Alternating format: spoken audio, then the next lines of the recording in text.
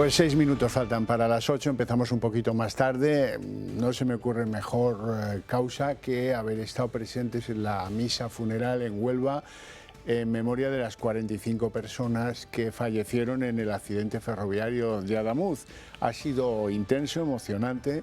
Las víctimas lo han contado con mucha claridad, quieren saber la verdad. Quieren saber la verdad y luego la cosa, pues, digamos, en orden religioso, de despedida, de seres queridos.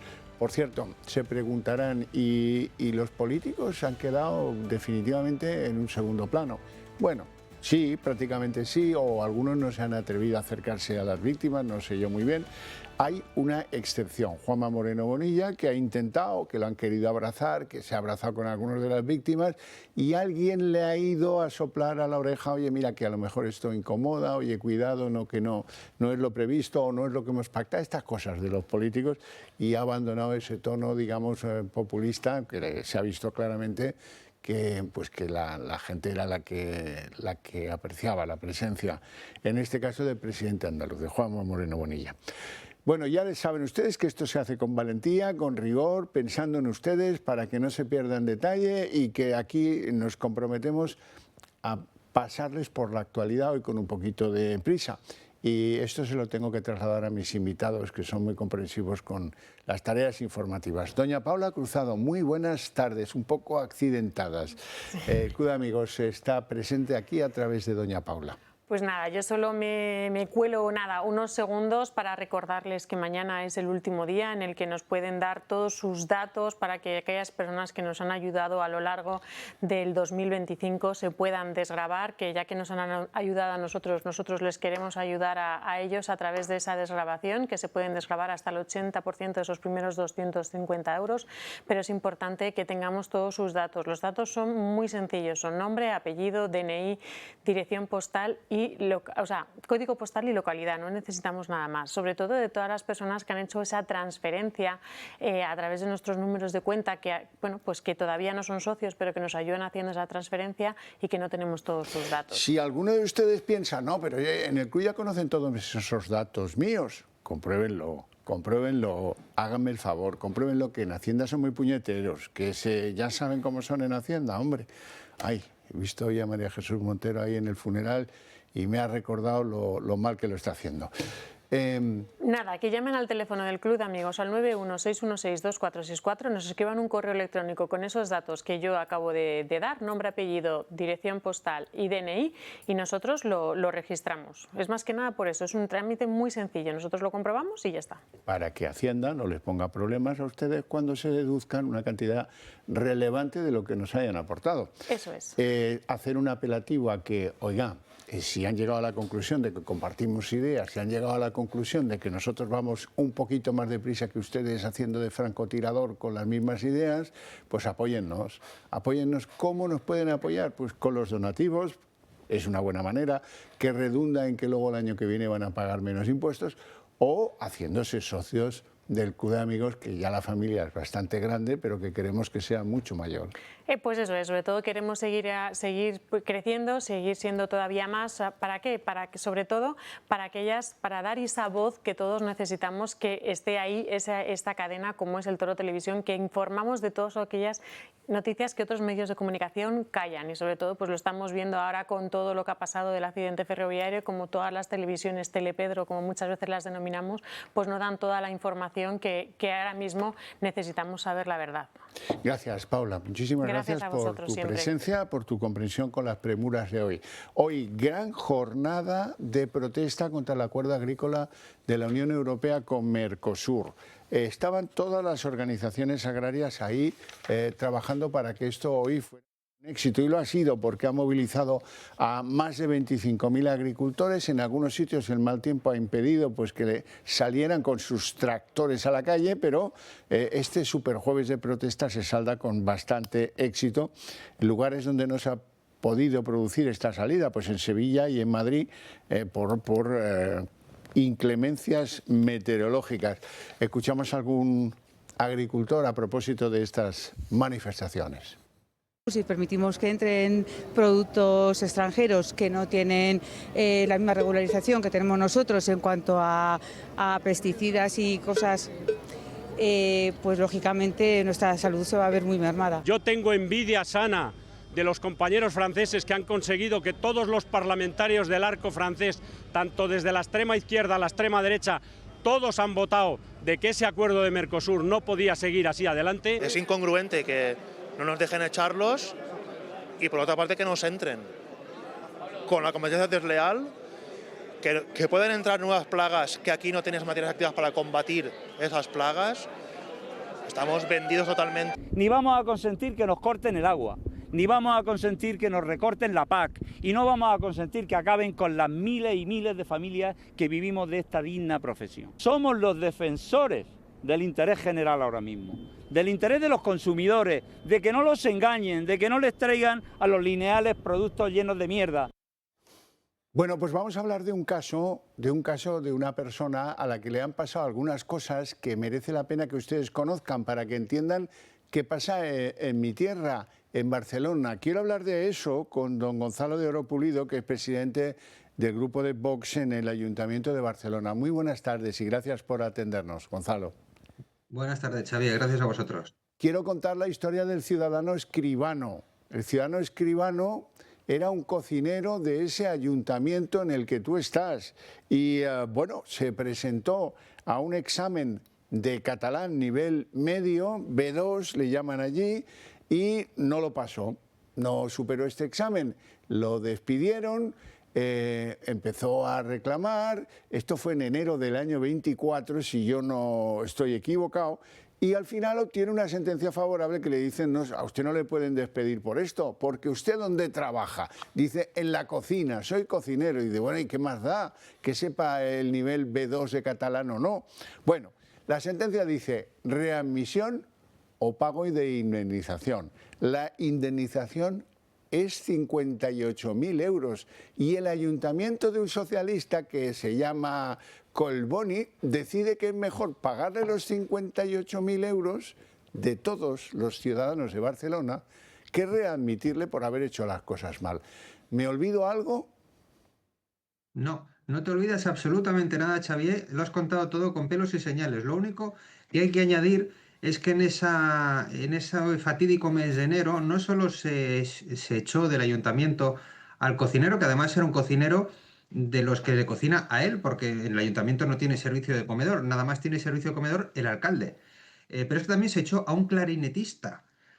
No sé si os acordáis, un clarinetista, un señor que toca el clarinete, que a mí me gustaría saber cómo suena el clarinete en catalán. Yo creo que suena exactamente igual que en español. Pero en esas está el ayuntamiento de Collboni, que es un hombre que tiene pinta de moderado, pero detrás de esa pinta de moderado y de la corbata, pues hay un radical absoluto y un separatista, pues más acérrimo, incluso te diría que muchos otros que dicen abiertamente que lo son. A la vista está. A la vista está. Mira, nosotros en enero de 2024 es cuando nos enteramos de esta noticia, de estos dos despidos, le preguntamos al alcalde en el pleno municipal cómo podía ser, y él lo negó rotundamente, decía que era mentira. Nosotros en aquel momento le exigimos la reincorporación inmediata, y desde aquí quiero dar las gracias a Convivencia Cívica Catalana y a Ángel Escolano, su presidente, sí, que es el que ha apoyado al señor Escribano, al cocinero, y el que ha llevado esto hasta las últimas consecuencias. Y el Tribunal de Justicia del Tribunal Superior de Justicia de Cataluña pues ha dicho que, lógicamente, el despido es improcedente.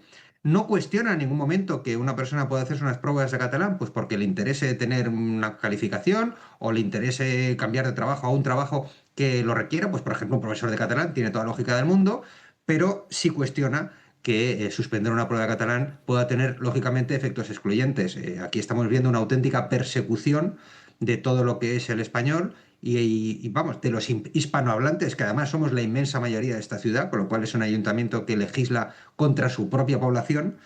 Y bueno, para nosotros, pues la alegría de que al menos a este buen hombre se le puede resarcir de alguna forma, pero vamos, la preocupación de que un ayuntamiento socialista pues vaya pues a degüello como está yendo contra el español y los hispanohablantes. Eso es evidente, pero yo que no soy jurista no tengo la capacidad, pero a mí me parece que cuando un ayuntamiento puede decidir entre readmitir a alguien porque no ha sido pues bien tratado como trabajador, cocinero en este caso del ayuntamiento, y decide pagar el dinero, a mí me parece que está malversando fondos públicos. Pero bueno, ahí lo dejo, pero...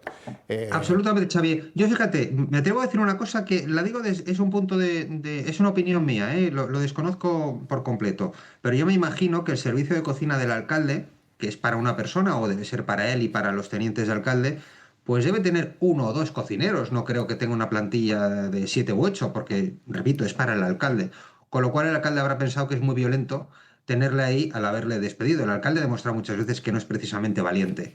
Y con esta, pues con esta actitud demuestra una vez más que es un cobarde y además que es un mezquino, porque utiliza el dinero de todos los barceloneses para pagarle a este hombre en vez de resarcirle su puesto de trabajo, que es lo que debería hacer. Y luego, oye, si el señor escribano es el que decide no ir, pues me parece perfecto, pero tiene todo el derecho del mundo a recuperar su puesto de trabajo. Sí, señor. Gonzalo de Oro Pulido, muchísimas gracias por participar en el programa. Gracias a vosotros. Un fuerte abrazo. Muchísimas gracias a vosotros. Un abrazo fuerte. Una buena tarde. Nosotros nos vamos a ir a publicidad. Apenas 2 minutos, volvemos y abrimos la mesa de análisis político. Controlar los niveles de azúcar es fundamental para tener una buena salud. Lo sabes bien si eres diabético, de tipo 2 o prediabético, o tienes que controlar tu nivel de glucosa en sangre varias veces al día por distintas razones médicas. Hasta ahora esta prueba se hacía con los glucómetros tradicionales, analizando una muestra de sangre extraída tras un pinchazo en el dedo y midiendo el nivel de glucosa con una tira reactiva. Un proceso sin duda doloroso y molesto. Afortunadamente ya es posible conocer estos niveles de una manera más cómoda e intolerable, gracias al innovador glucómetro sin pinchazo de Protege tu Vida, sin aguja, sin necesidad de realizar las molestas extracciones de sangre. Este nuevo sistema no invasivo obtiene un resultado igual de fiable, con la ayuda de los rayos infrarrojos, metiendo simplemente un dedo en la pinza, similar a la que mide el oxígeno en sangre, con resultados en pocos segundos. No lo dudes, llama al 900-730101 y mide tu glucosa en sangre sin pinchazos ni dolor.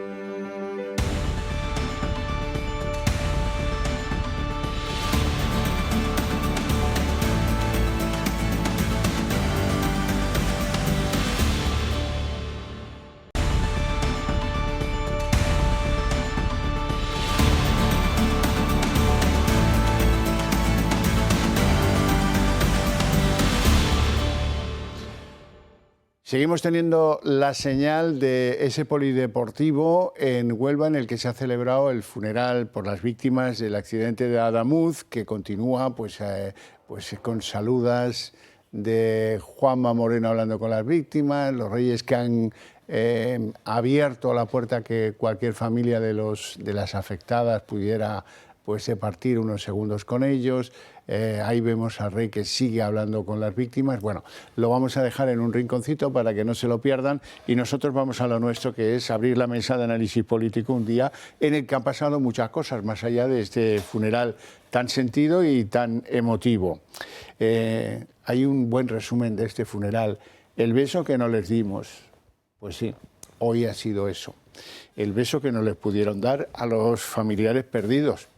Hay que hablar de Óscar Puente, que es otra cosa. Esto es ya de otro mundo lo de este tío. ¿Qué ha pasado hoy? Pues, por un lado, que en Adif sabían que en el tramo cercano a Adamuz había 123.732 traviesas en mal estado. No raíles, traviesas. Pero bueno, cuando... Así es que, ¿cómo estaría el resto? Pues parecido. Bueno, eso en 65 kilómetros, que es el tramo donde se ha producido el accidente. Hoy iba Puente al Senado. Cosas que tienen ustedes que calibrar. Ha ido solo. Hasta Marisú Montero la han acompañado al funeral 2 ministros de acompañamiento palmero. Pero a Óscar Puente lo han dejado solo. Ha recibido lo suyo de la oposición previsible. Pero es que quien más duro le ha dado es el de Junts. El de Junts le ha dicho, oiga, que esto va en serio. ¿A qué hora va a dimitir? Y el de Esquerra, los del PNV no se han atrevido a tanto, pero también no crean que han sido blandos. No, está solo. Yo creo que está esperando el momento en el que le convenga a Pedro, pero que esto acaba como Holofernes, con la cabeza en una bandejita.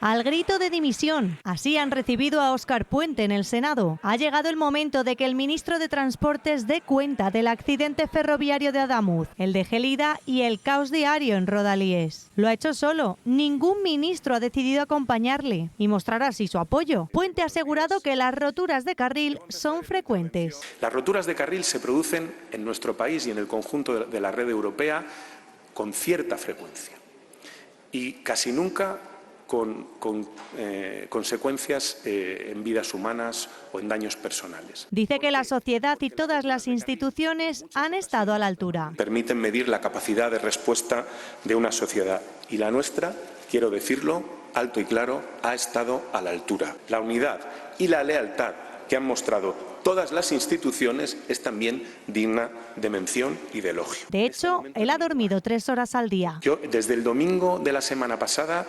prácticamente no sé si he dormido 3 horas al día. Insiste en que la vía del accidente no estaba abandonada y habla de renovación, pero ya no menciona que fue completa o integral. La línea de alta velocidad Madrid-Sevilla no es una infraestructura abandonada ni olvidada. Es una línea con más de 30 años de servicio que ha estado sometida de manera continua a labores de mantenimiento, conservación y en los últimos años a un proceso profundo y planificado de renovación. Las palabras de Puente contrastan con nuevas informaciones como esta. En tan solo 65 kilómetros de la misma línea en la que se produjo el accidente, muy cerca de Adamuz, Adif contabilizó en 2023 hasta 123.732 traviesas defectuosas y agrietadas, algo que evidencia el deterioro y abandono de la vía. La mayoría de la Cámara Alta ha pedido su dimisión, incluido Junts. Ministro, esto va muy en serio. Muy en serio. Usted debe dimitir. Dimita. Això s'ha acabat. Pedro Sánchez estaba convocado y no se ha presentado, y eso que su agenda estaba vacía. El presidente del Senado ya le advirtió de que habrá consecuencias jurídicas. Les presento a nuestros invitados en la mesa. Don Julián Salcedo, muy buenas noches. Tardes, noches, a medio camino. Doctor en Ciencias Económicas, abogado especializado en asuntos inmobiliarios, secretario del Club Liberal Español. Así es. Y en el otro lado de la mesa, don Manuel Pino. Don Manuel Pino, eminente jurista y vicepresidente del Club Liberal Español. Muy bien, ¿Ha visto el funeral? Tardes y gracias por invitarnos a tu debate en este análisis político que haces cada día, ¿no? ¿Has visto el funeral? Parte, he visto porque estaba en la oficina y lo tenía puesto en el ordenador. Emocionante. Y he visto que ha sido emocionante y una participación muy importante y un calor tremendo, ¿no? A los reyes y bueno, y la iglesia y ese pueblo mariano con su Virgen de la Cinta a la cabeza ha estado al nivel que querían, ¿no? Vamos con Puente. Vamos por él. ¿Qué le ha parecido a usted lo dicho por el ministro? Bueno, pues más mentiras, ¿verdad? Porque es que ya no se puede decir más cosas. Se ha decidido a mentir en todas sus intervenciones. Lo peor de todo es que lo hace con alevosía, porque es que ya le han pillado. Sí. Cualquier cosa que dice automáticamente es descartada por los ingenieros, los técnicos, hasta el propio responsable encargado de la investigación de CAIF, le dice, no es verdad, ¿no? Y le reprende, pero hombre, ¿cómo dice? Me refiero el ministro al responsable de la investigación, ¿no? Dice, pero hombre, es que eso no se puede decir. O ahora mismo cuando le han preguntado también algo referente a la sonda de Tobe, y dice, no es el momento, lo aportaré. Pero ¿cómo que no es el momento? Si el momento era desde el minuto 0. Saque usted todo lo que tenga, póngalo a disposición, porque para eso, digamos, está lleno de técnicos, especialistas, ingenieros, etc. Oiga, ponga usted la información a disposición y que cada uno saque sus propias conclusiones una vez estudiadas, ¿no? No, pero bueno, lo hace con toda la desfachatez del mundo y ya está, y punto. Hace oídos sordos. ¿Dimita usted? Bueno, pues ya está. Como si oyera llover. A mí lo que más me ha llamado la atención del Puente de hoy es que ha dicho, hombre, que se rompa un rail es normal en la alta velocidad. Pasa aquí, pasa en toda Europa. Sí, pero el descarrilamiento no. Óscar Puente ha pasado por su papel de hombre bronco, chulesco, grosero y con pinta de matón permanente a ser una abeja suave, Mansa. Mansito, muy Duerme solo de 3 sí que horas. duerme muy poco, a un victimismo y a un tono que rompe con su personalidad, porque es a lo que nos tiene acostumbrados, ¿no? Y cree él que por haber hecho 2 ruedas de prensa y por ser amable con explicar las cosas muy mal explicadas, porque ha tenido contradicciones permanentes, pues eso le va a salvar de la responsabilidad. Aquí hay un tema absolutamente claro. La responsabilidad única política es del ministro. Y el ministro tenía que haber dimitido ante un drama de esta naturaleza en el minuto 0 y no le dé usted más vueltas. Y eso es lo que le están pidiendo la mayoría de los grupos de la oposición. Hoy ha tenido que ir solo al Senado porque nadie quiere dar la cara ni acompañarle, ni el ministro de Relaciones con las Cortes 3 en 1, que tiene 3 ministerios en su mano, ha sido capaz de acompañarle, que siempre es el que está en todas las salsas estas. Pues lo han dejado hoy absolutamente tirado. Y ha estado allí solo ante el peligro, intentando convencer a la Cámara de que como él ha estado en esto de minuto 0 y ha hecho unas ruedas de prensa abiertas con más periodistas que los habituales en el PSOE, que ya eso tiene que eximirlo de presentar él de asumir una responsabilidad política y presentar su dimisión. Y no, señor, aquí hay unas víctimas, las víctimas de Adamuz más la víctima que ha habido en el de Rodalíes, estamos hablando de 46 fallecidos, más un montón de heridos que van a quedar con secuelas, y usted, por respeto a ellas y por su responsabilidad política, tiene que haber presentado la dimisión. No puede ser agarrarse al cargo intentando aquí ponerlo blanco-negro. Y el problema de nuestra red de alta velocidad es que hemos fallado en el mantenimiento, porque será muy costoso. Hemos fallado en su mantenimiento. Y eso requiere una auditoría de toda la red y poner medidas cuanto antes en marcha. Por cierto, ¿cómo no? Medio segundo.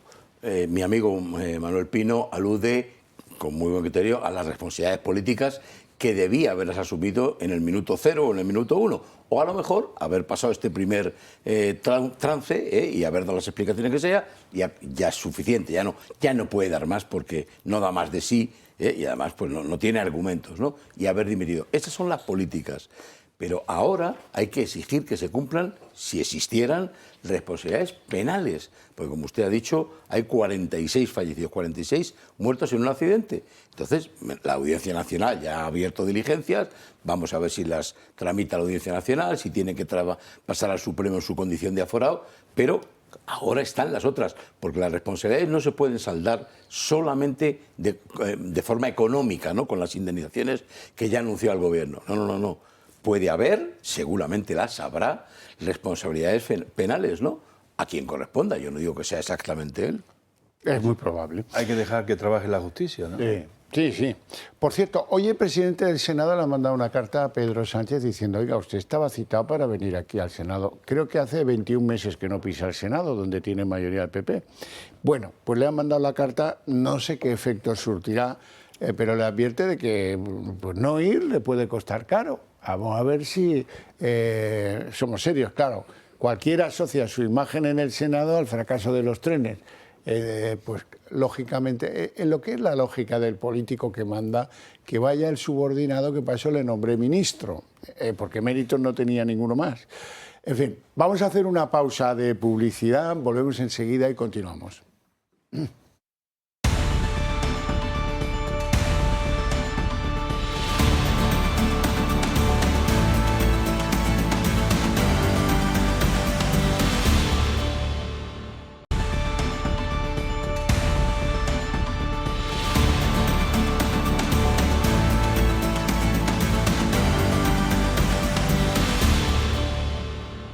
Tengo la obligación de informarles de algunas cosas en lo ferroviario. Voy a procurar ser muy breve, lo comentaremos y pasaremos a otros temas porque esto de lo ferroviario conduce también a la melancolía. En primer lugar, sepan que Adif ha desmentido hasta en 4 ocasiones a Óscar Puente sobre el accidente de Adamuz, que es lo que nos ocupan. 4 desmentidos. Por cierto, también tienen que saber lo que es Adif. En el Adif hay 13.000 trabajadores, de los cuales dicen que entre 6 y 700 políticos. Dicho queda. En segundo lugar, el desvío de Adamuz solo se inspeccionó una vez en 8 meses, a pesar de que el reglamento exige que al menos se inspeccione 6 veces por año. O sea que aquí hay una nueva mentira de esas que antes anunciaba don Julián. El País, esto es muy importante, cuando El País y Franganillo están ya a darle cera a Óscar Puente, eso debe significar algo, Yo no soy muy de esos telepedros, pero oye, algo debe significar. Dice El País en portada que el Centro de Investigación de los Accidentes Ferroviarios alertó en 2019 de los problemas que había en la línea Madrid-Sevilla, pero que las revisiones no detectaron el fallo de Adamuz. Pero bueno, ya está. Alguien puso ya sobre la sospecha a la Administración Ferroviaria. Y por último, ya el despiporre. Parece que Puente está pensando en adjudicar obras de ferrocarril a una compañía china que tiene un historial de 4 accidentes mortales, un choque de trenes a enorme velocidad. Están pensando en Transportes comprar trenes para la línea de esa que tiene que ir a 350, Madrid-Barcelona, comprárselos a un fabricante chino que se llama China Railway Construction Corporation. Muy bien, pues estos, además de ser propiedad del régimen comunista chino, parece que son unos fieras, porque 4 accidentes llevan las criaturas en muy pocos años, muy pocos años. Y ya por último, el último asunto que también tienen que tener en cuenta, ponerlo en la bitácora, porque esto debe querer decir algo. Moncloa prepara un lavado de imagen de Adif. Piensan o cambiarle el nombre o devolverla a Renfe y que, bueno, pues que tiren cal viva sobre los restos de lo que queda de Adif. Manuel Pino. Bueno, pues el ministro Puente pues hoy ha reiterado más de las suyas. Las 4 mentiras esas que tú has señalado, Javier, son evidentes. Dijo que había habido una revisión completa, que había sido una revisión integral. Hoy eso ya no lo decía. Lo dijo, pero ya lo ha quitado, pero lo ha dicho desde el minuto 0. Sí. En cuanto se ha visto en comparecencia diciendo que era integral. Luego decía que tenía unos trenes que vigilaban por la noche operativos el control y la seguridad de las vías y que iba. Y parece que hay 4 que los tiene guardados en cochera. 3. Porque de los 7 que tiene, 4 que no, y no llegan, y parece que tampoco son tan precisos los que quedan, porque le faltan licencias a los otros, no sé qué lío hay, pero parece que no son muy precisos en detectar los problemas de seguridad en las vías, ¿no? Entonces, claro, el ministro Puente lo que tiene que hacer ya es lo que le ha dicho el de Yu, lo que tiene que irse, ¿no? Respecto a sus negocios con China, pues el nuevo aliado, ya ha estado Sánchez, ha estado en China, Zapatero el primero, que ha abierto allí los mercados chilenos, digo, de China, y el primero que está allí cada no está nada extrañado, ¿no? Claro, nada, que ya tenga que ser contrato con China, bueno, como está Hawái aquí, y ahí pues hay unos lobbies que están funcionando para hacer contrato con China, ¿no? Y este será parte de esos lobbies donde ha ido el gobierno, el presidente del gobierno, antes Zapatero, pero ahora han ido ya todos, el gobierno, hasta el rey lo han llevado a China, ¿eh? Sí, bueno, tienen que saber que el pasado, creo que fue el lunes, si no fue el domingo, fue el lunes, El Mundo publicaba que la razón por la cual se había producido el descarrilamiento era que faltaba un trozo de raíl. Y eso el ministro lo calificó de bulo y arremetió contra el PSOE. Al final ha tenido que tragar con ello. Hombre, ¿por qué nos trata siempre de engañar? Luego lo de la soldadura, que le sentó fatal. Porque no, claro, cuando él no lleva el protagonismo y se da cuenta que hay otros que investigan, eso le sienta como un tiro. Claro, pero fijémonos, uno, la vía, no sé si fue el domingo o el lunes, lo que sí recuerdo perfectamente que es el lunes, yo estuve aquí en este programa y yo mismo hablé de una foto que se puso aquí en pantalla. Con los años de Ensidesa, 1989. Claro, recuerdo haber dicho, espero que no sea fake, porque claro, era la primera vez que se veía. Estaba la vía, ¿no? El trozo de vía roto, ¿no? Los 4 desmentidos de Adif. Bueno, es que hay que entenderlo. Es que se van a derivar, como he dicho al principio, espero que se deriven responsabilidades penales, le caerán a quien le caigan si se demuestra, y Adif se está lavando las manos. Dice, no, un momentito, esto no es verdad, esto no es así.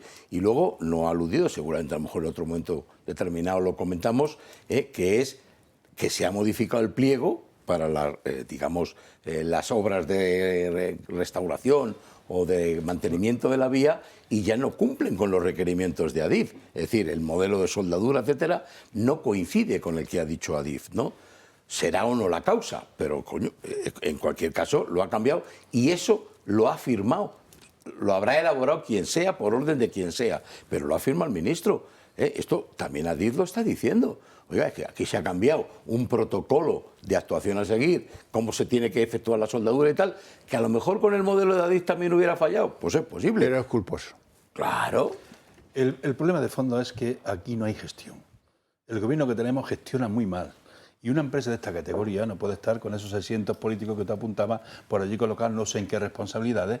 Porque este gobierno solamente está interesado en el relato, en controlar la opinión pública, en controlar los medios de comunicación, en controlar el CIS con Tezanos. Está controlado en el relato y en el control de los votos, pero no está en la gestión. Y una empresa como Renfe o como Adif necesita gestores de primerísimo nivel, que estén en la gestión, con la cabeza metida en la gestión, no en el relato, en las fotos, en la inauguración y tal, porque es que es un tema muy serio, que afecta a la seguridad de todos los usuarios, de todos los españoles. Un tema tan serio no puede estar en rollos de relatos políticos y de controlar la opinión pública, no puede ser. En España en general está fallando la gestión. Este Partido Socialista y sus aliados están muy mal gestionando el Estado, y el Estado funciona cada día peor. Y eso es una realidad objetiva. Y vete a la administración, Javier. Hazte una gestión mañana en cualquier administración de las que tenemos. Vete a la Seguridad Social, vete a Hacienda, o vete para una atención presencial a un problema tuyo como contribuyente. Eres despreciado completamente. Yo no sé dónde te lo van a mandar, no sé para cuándo hay cita previa. O sea, esto ha empeorado muchísimo. Se está gestionando muy mal. Y a favor de los españoles, ciudadanos, contribuyentes, que estamos sosteniendo esto. Desde luego. Y parece que somos... Perdón un segundo en la matización. Que el custodio de las pruebas sea precisamente el principal imputado me refiero al que se apunta, que es Óscar Puente, no puede ser, porque ya está constatado también que ha desaparecido información de la página web de Adif, No sabemos cuál, yo no sé exactamente cuál, pero hay una relación de todo lo que ha desaparecido, desde los pliegos del concurso, etcétera. Y claro, no hay que olvidar que cualquier concurso público que se hace, uno de los criterios que debe seguir es el criterio de transparencia. Por eso se publica en la página web, no por otra cosa, porque es obligado para la transparencia y para la competencia. Ha desaparecido. Entonces a mí me preocupa, francamente, que él, que ya ha dicho, no, esto ya lo sacaré yo cuando sea el momento oportuno. Pero ¿cómo lo sacará usted? Transparencia al 100% y sobre todo que él no sea el custodio. Desde luego. Bueno, cambiamos de asunto. Yo se lo había prometido que hablaríamos lo justo del tema de los trenes. Ábalos desde la cárcel, lleva 2 meses allí en Soto del Real, ha emitido una comunicación en sus redes sociales en la que dice que quiere contar por qué ha dejado su acta de diputado y lo ha hecho porque no tiene dinero y porque lo necesita y porque se abona a cobrar la jubilación. Tiene 66 años, con lo cual entra dentro del periodo de... Si tiene carrera cotizada puede jubilarse. Sí, incluso para los diputados, como tú sabes muy bien, son 2 legislaturas, ya dan derecho. Bueno, ¿eso qué significa en términos monetarios? 47.000 euros. Pero, atención, él tiene pendiente de lo que diga la mesa de la Cámara qué pasa con esos 2 años de salario, porque como se queda sin nada, no puede volver a su vida laboral, porque nadie sabe cuál era, pues entonces resulta que ahora tiene expectativas de cobrar 2 años de sueldo. O a lo mejor deciden que como ha ido a la cárcel por unos delitos muy graves, pues que ni lo sueñe, que sería un poco lo lógico, ¿no? ¿Cómo lo veis? Pues yo creo que efectivamente, primero yo quiero decir que toda esta política de retribución, incentivación, compensación, ¿no?, que tienen los parlamentarios, pues a mí incluso me parece excesiva. Quiero decir, el hecho de que con 2 legislaturas ya tengas derecho a la pensión completa, cuando los demás necesitamos por lo menos 35 años de cotización. 37,6. Sí, ahora 36,6. Ha subido. Sí, ahora 36,6. No, pero quiero decir, mínimo 35 y de ellos 25 a tener en cuenta, eso lo sabe perfectamente Manuel Pino, ¿no? Pero primero eso, tener derecho a la jubilación. Bueno, ya está bien. Pero luego tener derecho a la indemnización. Todos sabemos, Manolo, en la legislación laboral, ya sé que no es esta, que para tener derecho a cobrar la indemnización y el subsidio de paro no puede ser producto de una baja voluntaria. No. Tiene que ser por un despido. Claro. Ajenas a la voluntad del solicitante. Claro, sí, pero en este caso... Por eso es interpretativo. Bueno, en el caso de los diputados, con su privilegio. Sí. Lo de los diputados, esos privilegios que tú hablas, que llevas razón, que eso tenían que quitarlo. Lo mismo que otras cosas, lo mismo que las pagas a los expresidentes de las comunidades autónomas vitalicias con coches, secretarias y tal, como tiene bono, y despacho como tiene bono y tienen todos estos para negocios particulares. Es que eso me parece hasta inmoral, ¿no? Eso tienen que quitarlo.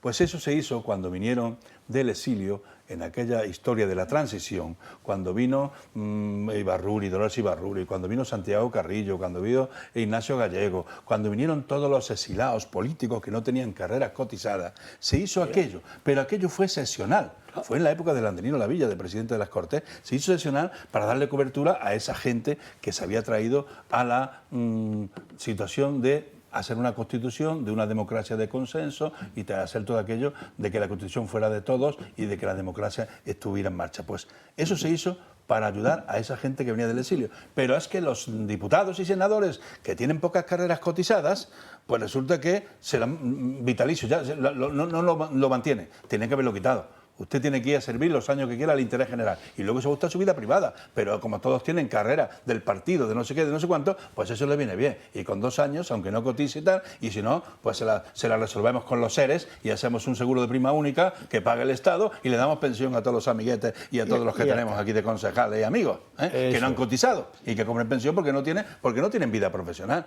Y entonces eso tenían que quitarlo. Bien. Y respecto a lo de Ábalos, eso no ha sido inocente, Javier. Ábalos ha negociado algo con el partido. ¿Recuperáis con el abogado escaño? le ha dado el escaño que le viene de cine, porque a él le habían suspendido de funciones legislativas y económicas, mientras estuviera en la cárcel y no podía ni cobrar ni votar. Entonces, claro, le faltaba el voto en esta recuperación que quiere del gobierno este que le llamó Rubalcaba Frankenstein, con todo contra España y yo el primero, ¿no? Entonces, pues eso, el voto le ha hecho falta, habrán llegado a determinados acuerdos que no vamos a conocer y con conversaciones de abogados en las cárceles y tal, han llegado a que este haga lo que se negó desde el primer día, soltar el escaño. Soltar el escaño, claro. Pero está votando al PSOE, no nos olvidemos. Sí, pero ya no mayoritariamente puede, no ha vale hecho nada. Y luego, pues, voy a solicitar la pensión para seguir cobrando. Bueno, de pobrecito tampoco va él, porque hay declaraciones de gente que ha estado en sus negocios donde hablan de millones de pesetas, no de una para irse a comer a las chalanas ni nada de eso, sino dinero con mayúsculas que no sabemos dónde está. ¿Qué memoria tienes? Que no La chalana, como sí, si... sí. Bueno, vamos con Aldama. Aldama ha hecho hoy una propuesta en el juzgado de los hidrocarburos. Yo tengo papeles que me entregó Delcy Rodríguez que vinculan al PSOE y a la Internacional Socialista con la financiación del petróleo venezolano, de PDVSA. Si los queréis, tenemos que llegar a un acuerdo. ¿Llegarán a un acuerdo? No lo sé. También le ha dado estopa a Ángel Víctor Torres, del cual dice que también está dispuesto a ir contra él. Aldama refuerza la hipótesis de una posible financiación irregular en el PSOE. El comisionista estaba citado de nuevo en la Audiencia Nacional para declarar por el caso de los hidrocarburos y ante el juez ha asegurado que la actual presidenta de Venezuela, Delcy Rodríguez, le entregó un sobre con información de la posible financiación ilegal a través de la petrolera PDVSA. Eso sí, no ha añadido más detalles al ser un tema que ya está negociando con Anticorrupción. Sin embargo, la existencia de este sobre no es una sorpresa para los investigadores. Los agentes creen que Aldama lo recibió el 4 de febrero de 2020, días antes de que Delcy Rodríguez aterrizara en Barajas, a pesar de tener restricciones europeas para ello. El empresario también ha aprovechado para negar la versión de Carmen Pano, la mujer que en varias ocasiones ha asegurado haber entregado en Ferraz 90.000 euros en efectivo. Soy Carmen Pano y soy la persona que entregó en la calle Ferraz 90.000 euros siguiendo instrucciones de Víctor Gonzalo de Aldama. Dice Aldama que esta versión es mentira, que era Carmen Pano quien le hacía llegar el dinero para que él se lo entregara tanto a Koldo García como a José Luis Ábalos. Y luego el dinero en efectivo que me entregaba Carmen Pano para entregárselo al señor Koldo García y José Luis Ábalos. La UCO cifra en 182 millones de euros lo defraudado por esta presunta trama corrupta a través de Villafuel. En ella, Aldama involucra a José Luis Ábalos y a Koldo García, pero también al expresidente de Canarias y al actual ministro Ángel Víctor Torres. Según el comisionista, Torres se habría interesado en un negocio con Koldo García que consistiría en montar unos depósitos fiscales. Sin él, dice Aldama, el negocio no habría salido adelante. Que tenían intereses en abrir depósitos fiscales en Canarias, tanto el señor Manuel Sayés con Koldo García y Ángel Víctor Torres. Cuando dicen depósitos fiscales, quieren decir depósitos sin fiscalidad. como Puerto Franco, Puerto en fin, Franco, son favorecidos. Cuidado, que esto es un poco engañoso. No, Julián. Depósitos en paraísos fiscales, quiere decir. No, bueno, en Canarias, ¿no? En bueno, Tenerife, pero en la zona esta de... zona especial Canarias, sí. Bueno, vamos a ver. Que Víctor de Aldama tiene toda la información en su poder y la tendrá a buen resguardo, no nos cabe ninguna duda. Que la va dosificando en la medida que le interesa a sus intereses, digamos, penales, judiciales, pues tampoco cabe duda. Pero claro, es que esto es permanentemente amago, no doy, ahora por aquí, ahora por allá. Yo sugiero que la Fiscalía haga público un pacto con él en que diga, hemos llegado a un acuerdo con el señor de Aldama que le vamos a poner una condena de 2 años, a cambio de que nos entregue todo ya. Está, se acabó. Y acabemos. Tú encima de la mesa. Hala, Víctor, ya te puedes ir tranquilo. Cuando salga el juicio, te ponemos 2 años y no vas a entrar a la cárcel. Porque, bueno, esto es un sin vivir, ¿no? Estamos esperando la noticia del día. A ver qué enseña. Julián, Aldama es un prenda notable. Aldama tenía un despacho en el ministerio prácticamente diario y dejaba el Porsche y aparcamiento y tenía tarjeta en el parking, estaba haciendo lobby todos los días en el despacho con Coldo, sentado allí con el consentimiento del ministro, que no es un tipo inocente, y por eso él ponía a hablar Coldo, pero a él le daba las instrucciones y era el ideólogo de todo lo que tenían que hacer y se repartían la pasta. Y eso está ahí, ¿no? Por eso está en la cárcel, no está por otra cosa, porque han hecho una extorsión de contratación pública llevándose la pasta. ¿Dónde está la pasta? Pues no lo sabemos, pero aparecerá. Que la PSV venezolana ha servido para la extorsión, lleva muchos años sirviendo para la extorsión, o para financiar eso, lleva muchos años. Acordaros cuando estaba allí nada más y nada menos que don Raúl Morodo, que era del PSC, del partido de Bono, y cuando Bono fue ministro, lo pone allí de embajador, y también salió condenado por asesoramiento verbal y cobrar unas cantidades desproporcionales de la misma compañía, la PSV, la Petróleo de Venezuela, no sé qué, ¿no? Que le dé pasta, eso no es la primera vez que lo ha dicho, dijo que la presidencia de la Internacional Socialista de Sánchez se financió con dinero de esto tal, con el consentimiento de Delcy Rodríguez. Delcy Rodríguez recibió allí a Coldo, que ya ves tú, Coldo, con pasaporte diplomático, Coldo, que lo mismo decía que no, era un chico para el tabaco, lo mandaba yo a los recados, decía, y le hace un pasaporte diplomático para ir a ver a Delcy Rodríguez y se hace fotos con Delcy Rodríguez para hablar de negocios. O sea, que es que lo mete en el consejo de las empresas estas ferroviarias. Le llamaba cariño. Sí, cariño, una confianza y tal. Y Aldama iba también a Venezuela cada 2x3, gestionaban lo de Air Europa, gestionaban el que cobrara dinero que le debían a Air Europa y demás, y Duro Felguera y todo lo que pillaban, estaban por allí todos, incluido Zapatero, para el lobby venezolano, del cual parece ser que ha prosperado mucho, ¿no? Entonces, claro, el tema no es inocente, que han estado tal, y luego la relación de Delcy, Aldama le preparó el viaje a Delcy con un programa de donde tenía que comer, cenar y dormir, y vino aquí. ¿Con quién? Y fue a Ábalos allí con esas maletas que no sabemos todavía el contenido, no sabemos si traía algo, algún regalo de ropa o alguna cosa, ¿no? Pero algo traía, ¿no? O sea que no es inocente que está pagando PSV dinero al Partido Socialista o a la Internacional Socialista. Eso es evidente. Aunque lo diga Aldama, y Aldama sí sabe, que dice que tiene documentación, lo que está tratando ya es sacarla. Tú quieres un forfait con la Fiscalía y yo quiero 12 Aldamas. 12, con uno no me vale.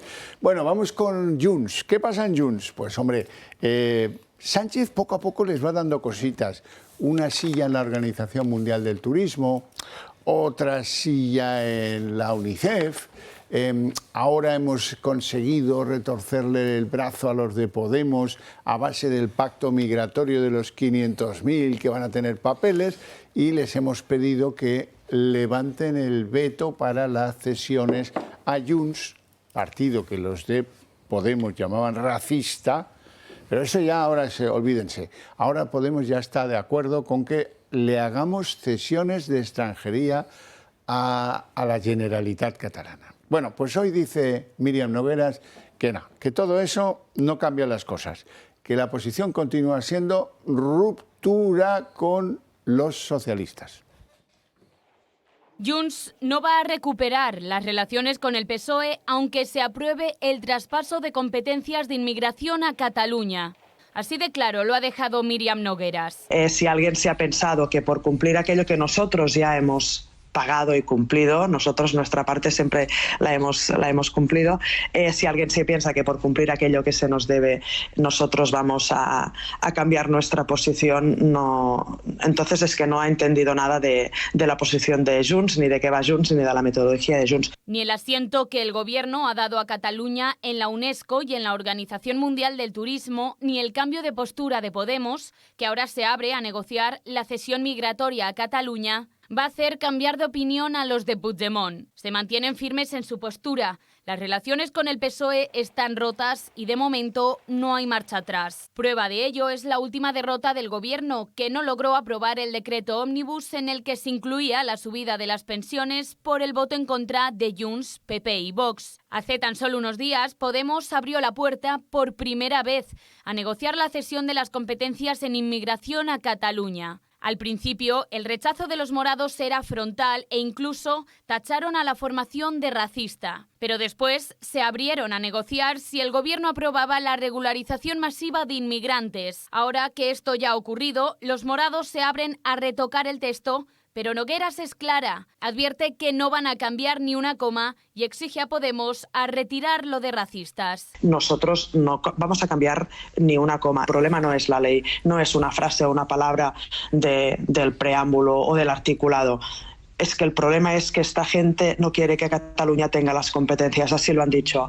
Ahora, que salga Podemos y que diga que todo aquello que nos dijo entonces y todo lo que está diciendo ahora ya no cuenta. Por lo tanto, que ni somos racistas, ni no nos merecemos gestionar estas competencias, que es lo que hasta ahora han dicho. Lo único que está claro es que haga lo que haga el PSOE, ya no cuenta con el apoyo de los de Puigdemont. Racistas, xenófobos, fachas, os llamaron de todo. No te vayas a olvidar adjetivos, Nogueras.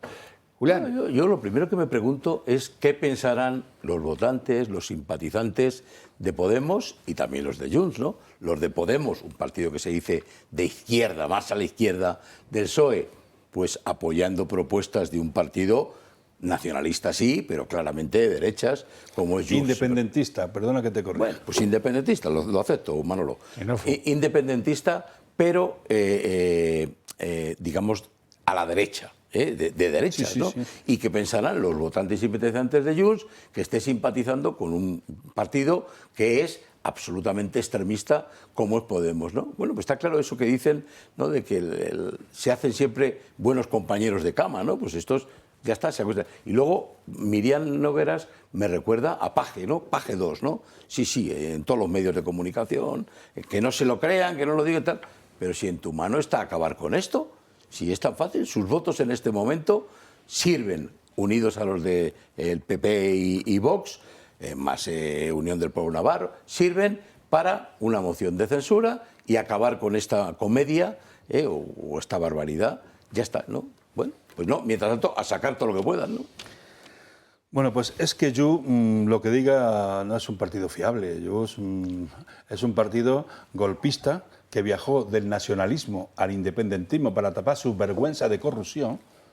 Para tapar su vergüenza se hizo independentista, porque antes era nacionalista, y lo decían Pujol, lo decían todos, pero para tapar su vergüenza viajó al independentismo y a movilizar a la sociedad catalana contra el Estado, haciendo responsable al Estado, y España nos roba. Entonces, es un partido golpista, que además lo condenó el Supremo, y es un partido poco fiable, porque todo lo que han estado trabajando ha sido para liberar, para la amnistía, para Puigdemont, para los piquetes que tenían en las carreteras, para todos los condenados, para todo esto, lo que han estado trabajando para ese tema llevan año tras año. Y no son fiables. Si le da algo Sánchez, que está dispuesto a dar todo para su gloria personal, con lo que le pidan una cosa, aunque sea el triple salto mortal, lo hace y votan al día siguiente.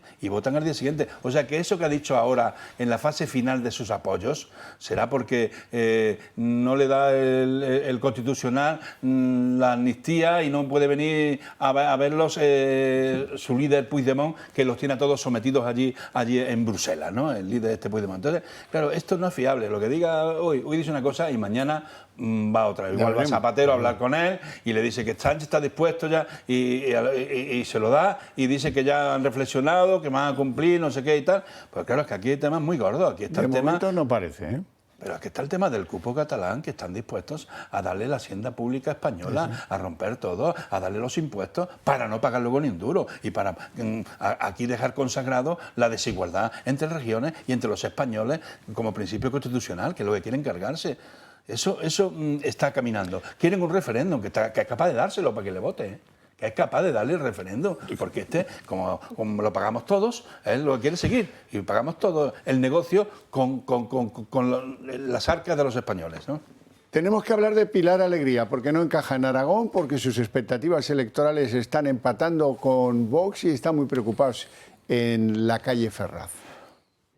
Se avecina batacazo electoral para Pilar Alegría en las elecciones autonómicas del próximo 8 de febrero en Aragón. Los datos que manejan los partidos no vaticinan nada bueno para la candidata socialista. El principal trasvase de votos no se produce hacia las opciones de izquierdas, no, sino hacia la abstención y el Partido Popular. De hecho, el PP de Jorge Azcón permanece intacto. El bloque de derechas podría alcanzar incluso la mayoría absoluta. El PSOE lo achaca a esta imagen. Pedro Sánchez con Oriol Junqueras en plena precampaña electoral. El nuevo modelo de financiación autonómica para Cataluña, que supondrá 4.700 millones extra al año para la Generalitat, no ha gustado nada al resto de comunidades, incluida Aragón. Zaragoza es una de las ciudades más perjudicadas por el nuevo reparto. Allí donde se concentra más de la mitad del censo, se prevé que los resultados sean difíciles de asumir para Pilar Alegría. Se espera que Vox adelante al PSOE. En Teruel el riesgo para los socialistas es tremendo. En las encuestas los de Abascal llevan ventaja y además los socialistas se enfrentan a su competencia directa. Teruel existe.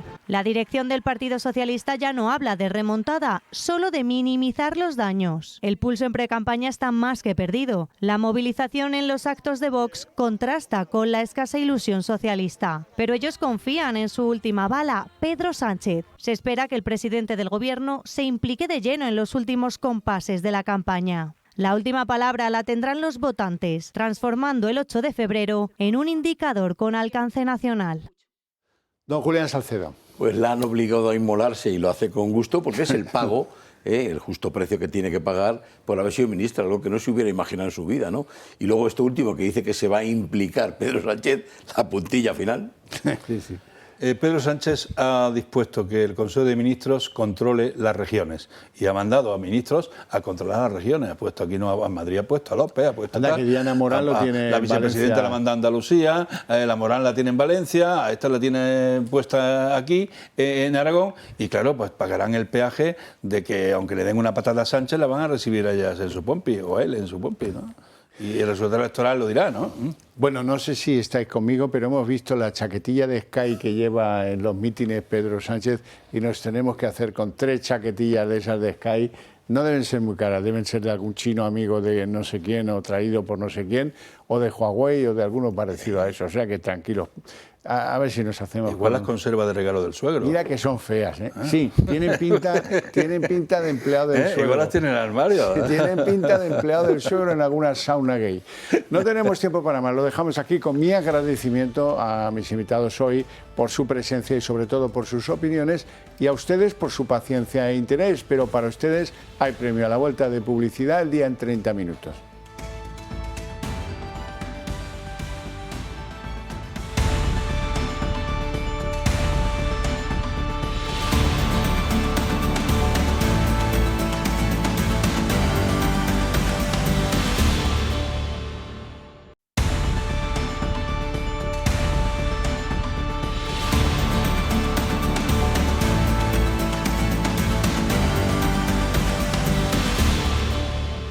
El día en 30 minutos. Óscar Puente ha ido al Senado. Estaba solo, completamente solo, pero es normal. Piensen ustedes que es muy difícil que alguien concilie con sus argumentos. Hoy ha dicho en el Senado que esto de la rotura de los raíles de la alta velocidad es normal en España y en Europa.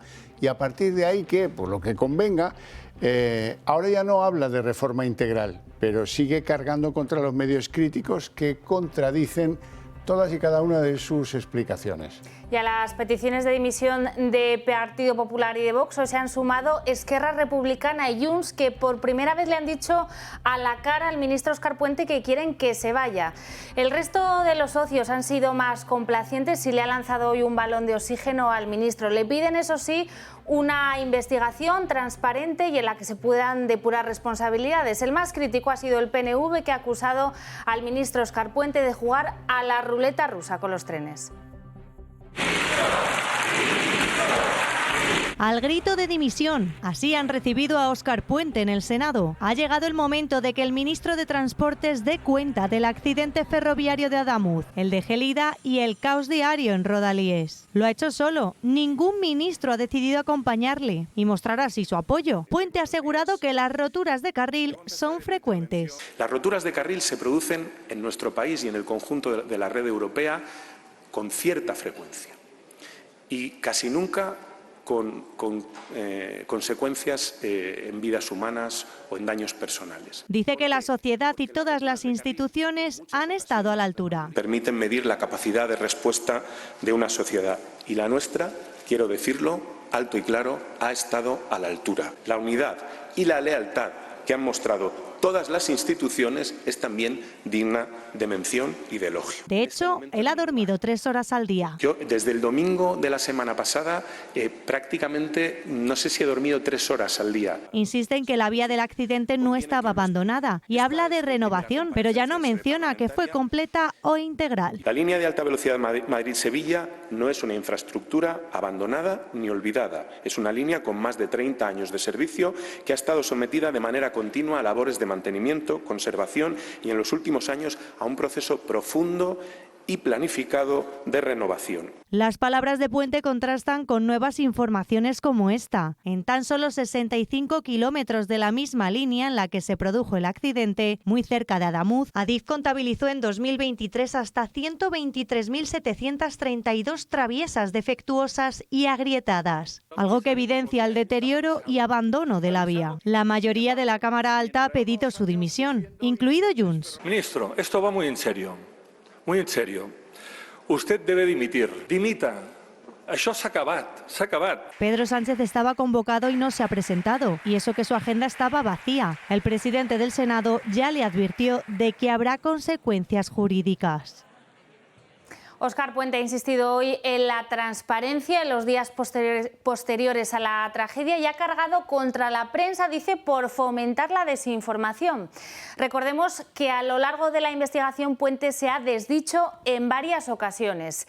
La primera sobre la causa del accidente. El ministro tachó de ridícula la información del diario El Mundo que apuntaba a una rotura en la vía como causa del descarrilamiento. 2 días después admitió que esta era una posibilidad innegable. Tampoco acertó Puente con el estado del carril. Tras hablar de una renovación integral, Adif matizó que en la vía había piezas que eran, como ven aquí, de 1989. Y sobre la investigación ahora en curso, el socialista mintió sobre la última auscultación de la soldadura fallida. Dijo que se había hecho en noviembre y resultó haber sido hecha 2 meses antes. La transparencia en todo aquello que toca el ministro de Transportes, Óscar Puente, está en cuestión. ¿Por qué? Pues porque Adif ha desmentido 4 veces al ministro. Adif ha comunicado que en el tramo del accidente, que son apenas 57 kilómetros, hay 123.000 traviesas que están en mal estado. Y sobre todo porque Adif no entrega el expediente de riesgos de la vía colapsada en Adamuz. No ha enviado toda la información sobre la seguridad de la obra, sobre las soldaduras, y lo tiene que hacer a la Agencia Estatal de Seguridad Ferroviaria. Bueno, y más allá de los accidentes de la semana pasada, Adif atraviesa una crisis reputacional desde hace semanas y meses. Es por este motivo, por su relación también con el caso Koldo, del que varios de sus cargos están señalados, por el que el Gobierno está empezando a explorar varias vías para hacer un lavado de cara. Una de ellas sería, la más inmediata, un cambio de nombre, para después revertir su escisión de Renfe en el año 2005. 45. Esto es algo de lo que lleva detrás desde hace mucho tiempo el ministro Óscar Puente, pero la regulación europea no lo permite. Transportes estudia ahora cómo hacerlo. A esta fusión, Puente quiere añadir a Talgo, la empresa de fabricación española de la que Moncloa ya posee el 7,8%. Óscar Puente está más solo que nunca. Hoy ni un solo ministro ha pisado el Senado para apoyarle. No ha obtenido ni un apoyo de los tradicionales socios, Junts, Esquerra, hasta el PNV está soliviantado. Pero es que es muy difícil apoyar a un ministro que es incapaz de reconocer que el accidente del AVE no debió haber ocurrido nunca, de pedir disculpas por ello y de prometer una auditoría de todo el circuito ferroviario de alta velocidad. Muy al contrario, Puente, ¿qué dice? Pues que se ha hecho todo muy bien. Los raíles saltan a piezas, pero él no reconoce que haya habido un mal control del estado de las vías. Tampoco reconoce que haya habido mal mantenimiento. Tampoco reconoce fallos por parte de la propietaria de la infraestructura, que es una empresa del Estado español bajo su mando, Adif, que por cierto tiene 16.000 trabajadores. Hoy el senador de Junts, Eduard Pujol, se lo ha planteado con toda la crudeza. Va en serio. ¿A qué hora tiene usted que dimitir? ¿A qué hora tiene previsto dimitir? Los del PNV le han pedido menos, no le han pedido la dimisión, pero le dicen que está jugando con los trenes como si fuera la ruleta rusa y que ha salido bala. Bueno, pues Puente está solo porque su discurso relleno de mentiras no convence a nadie. ¿Cómo va a convencer? Si con 45 víctimas mortales en Adamuz, él dice que es normal que se rompan los raíles, que en Europa también pasa. Hoy en el Senado no se ha atrevido a hablar de renovación, eso sí. Lo de renovación sí, pero lo de integral se ha caído de su guión a fuerza de que le digan que está tomándonos el pelo a todos. Y los reyes de España han presidido esta tarde el funeral religioso por las 45 víctimas de Adamuz. Allí no ha estado Pedro Sánchez. Se ha justificado en que él no acude a celebraciones religiosas, pero lo cierto es que esta tarde, este jueves, no tenía agenda pública.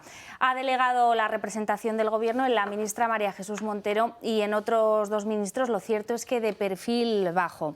Durante la homilía, el obispo de Huelva, Santiago Gómez Sierra, ha querido y ha pedido esclarecer lo ocurrido y actuar con justicia para evitar que sucedan tragedias semejantes en el futuro.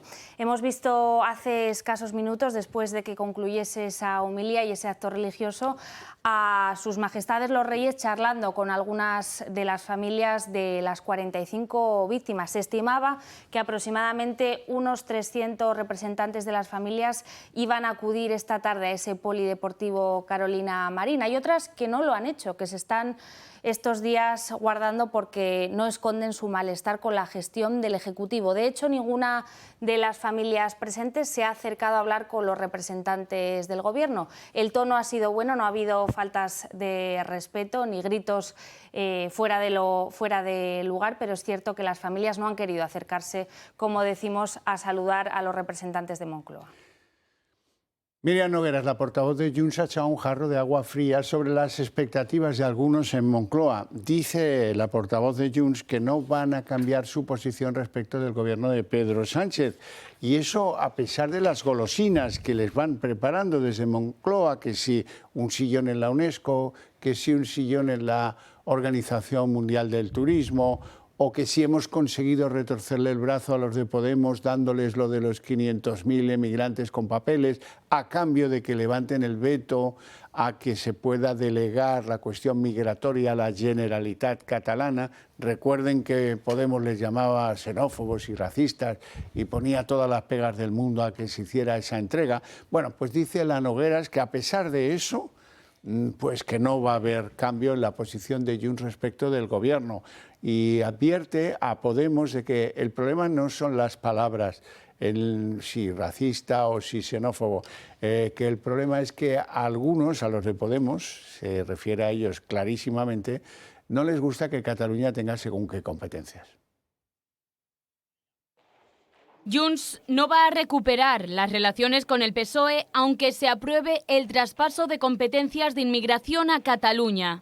Así de claro lo ha dejado Míriam Nogueras. Si alguien se ha pensado que por cumplir aquello que nosotros ya hemos pagado y cumplido, nosotros nuestra parte siempre la hemos cumplido, si alguien se piensa que por cumplir aquello que se nos debe nosotros vamos a cambiar nuestra posición, no, entonces es que no ha entendido nada de la posición de Junts, ni de qué va Junts, ni de la metodología de Junts. Ni el asiento que el Gobierno ha dado a Cataluña en la UNESCO y en la Organización Mundial del Turismo, ni el cambio de postura de Podemos, que ahora se abre a negociar la cesión migratoria a Cataluña, va a hacer cambiar de opinión a los de Puigdemont. Se mantienen firmes en su postura. Las relaciones con el PSOE están rotas y de momento no hay marcha atrás. Prueba de ello es la última derrota del Gobierno, que no logró aprobar el decreto ómnibus en el que se incluía la subida de las pensiones por el voto en contra de Junts, PP y Vox. Hace tan solo unos días, Podemos abrió la puerta por primera vez a negociar la cesión de las competencias en inmigración a Cataluña. Al principio, el rechazo de los morados era frontal e incluso tacharon a la formación de racista. Pero después se abrieron a negociar si el Gobierno aprobaba la regularización masiva de inmigrantes. Ahora que esto ya ha ocurrido, los morados se abren a retocar el texto, pero Nogueras es clara. Advierte que no van a cambiar ni una coma y exige a Podemos a retirar lo de racistas. Nosotros no vamos a cambiar ni una coma. El problema no es la ley, no es una frase o una palabra del preámbulo o del articulado. Es que el problema es que esta gente no quiere que Cataluña tenga las competencias, así lo han dicho. Ahora, que salga Podemos y que diga que todo aquello que nos dijo entonces y todo lo que está diciendo ahora ya no cuenta. Por lo tanto, que ni somos racistas, ni no nos merecemos gestionar estas competencias, que es lo que hasta ahora han dicho. Lo único que está claro es que haga lo que haga el PSOE, ya no cuenta con el apoyo de los de Puigdemont.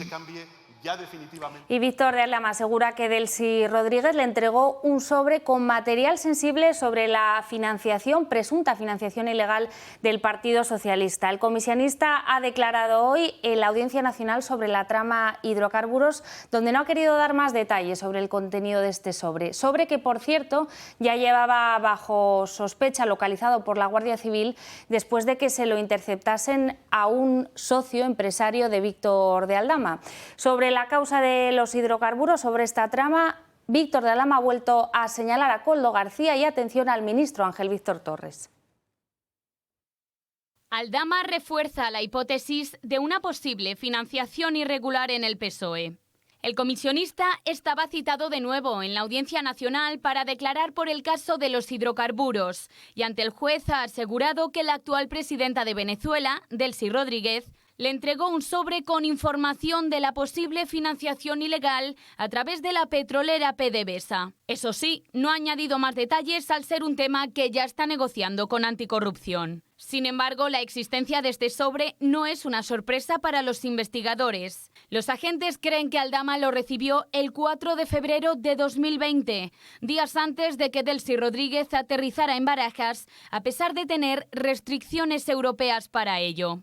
El empresario también ha aprovechado para negar la versión de Carmen Pano, la mujer que en varias ocasiones ha asegurado haber entregado en Ferraz 90.000 euros en efectivo. Soy Carmen Pano y soy la persona que entregó en la calle Ferraz 90.000 euros siguiendo instrucciones de Víctor Gonzalo de Aldama. Dice Aldama que esta versión es mentira, que era Carmen Pano quien le hacía llegar el dinero para que él se lo entregara tanto a Koldo García como a José Luis Ábalos. Y luego el dinero en efectivo que me entregaba Carmen Pano para entregárselo al señor Koldo García y José Luis Ábalos. La UCO cifra en 182 millones de euros lo defraudado por esta presunta trama corrupta a través de Villafuel. En ella, Aldama involucra a José Luis Ábalos y a Koldo García, pero también al expresidente de Canarias y al actual ministro Ángel Víctor Torres. Según el comisionista, Torres se habría interesado en un negocio con Koldo García que consistiría en montar unos depósitos fiscales. Sin él, dice Aldama, el negocio no habría salido adelante. Que tenían intereses en abrir depósitos fiscales en Canarias, tanto el señor Manuel Sayés con Koldo García y Ángel Víctor Torres. Desde la cárcel, José Luis Ábalos ha querido dejar muy claro en sus redes sociales que si ha dejado el acta de diputado es porque no tiene dinero y porque quiere cobrar su pensión jubilatoria. Tiene 66 años. Eso le puede suponer cobrar unos 47.000 euros al año. Ábalos tiene pendiente que el Congreso le permita acceder a un fondo de hasta 2 años de sueldo previsto como indemnización para los diputados que pierden su condición. No está claro que tenga derecho a él, pero lo solicitó.